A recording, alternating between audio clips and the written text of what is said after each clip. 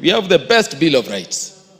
And I think we must allow our people to enjoy those provisions in our human rights and fundamental freedoms to the full. But Honorable Speaker, we need to begin reminding all Kenyans and even foreigners in the country, Honorable Speaker, that we can only enjoy those fundamental freedoms and human rights within the confines of the law, within the confines of the Constitution, and alive to the fact that ultimately we need a stable state. Honorable Speaker, I was very sad when I saw a video of a person now confirmed to be a foreigner wielding a panga at our police officers on the main street in Nakuru. And you know, he's wielding the panga, charging at the police officers who are armed, and he's sharpening the panga on the tarmac as he goes. I want to say, Honorable Speaker, that such an individual is lucky because of the richness of our Bill of Rights. In the country he comes from, which I hear is Uganda, I don't think he would have reached with that panga even on the streets. And so we must avoid situations where we overprovoke our police officers, because these police officers, Honorable Speaker, are going to the level where they are saying we may sit back and let people do as they will. That would be the birth of chaos. That would be the birth of anarchy. Honorable Speaker, on just the other day when we were dealing with the matter of budget here, I saw a young Kenyan lady, an activist who has been doing very, very well. A lady from Western, I know. These are over 6 police officers all armed to control demonstration. And I don't know whether the House and members watched that video. The girl just charged at police officer and went pulling the neck, pulling it. You don't do that. Soon thereafter, you watched the law and order sector in the United States. And I don't know, Honorable Speaker, you watched what that law and order officer was saying. You abuse our police officers, you will go to jail, but you pass through hospital. You spit on our police officers, you will go to jail, but you will pass through hospital, because our dogs, our beautiful dogs, will bite you. You touch the body of our police officers. He said, your relatives will be called to pick the remains, your remains, wherever they are.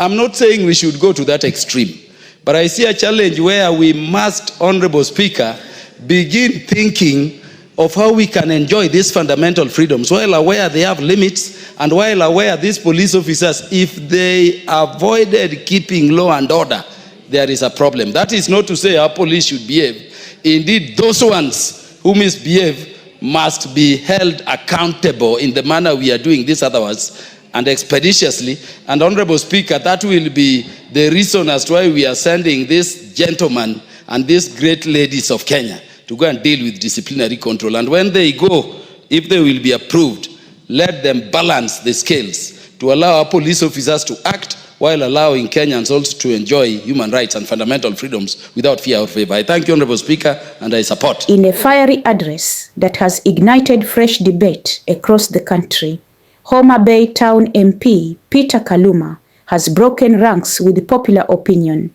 cautioning Kenyans to stop provoking police officers during protests.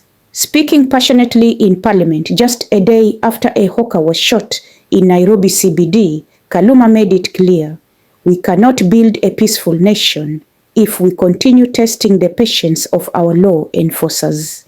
The lawmaker, known for his no-nonsense tone, warned that freedoms must be exercised within the law. He referred to recent footage showing confrontations between youth and police, calling them reckless and inflammatory. We've seen youths brandishing pangas, attempting to remove masks from officers. That's not activism, that's anarchy in the making, Kaluma thundered, his voice echoing across the chambers. Kaluma's message is stark.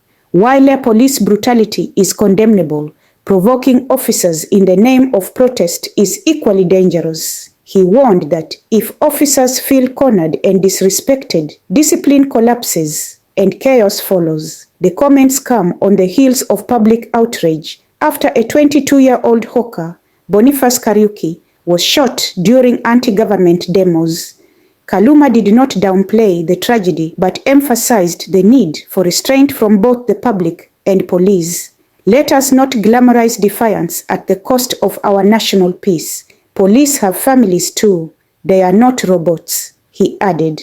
While Kaluma's remarks have drawn both applause and anger, one thing is clear. The conversation on rights versus responsibilities is far from over. Should Kenyans back down or stand firm? Kaluma has thrown the gauntlet. The nation now watches closely. From all of us here at Sauti Mzalendo, stay safe, stay engaged, and keep the conversation going. Until next time,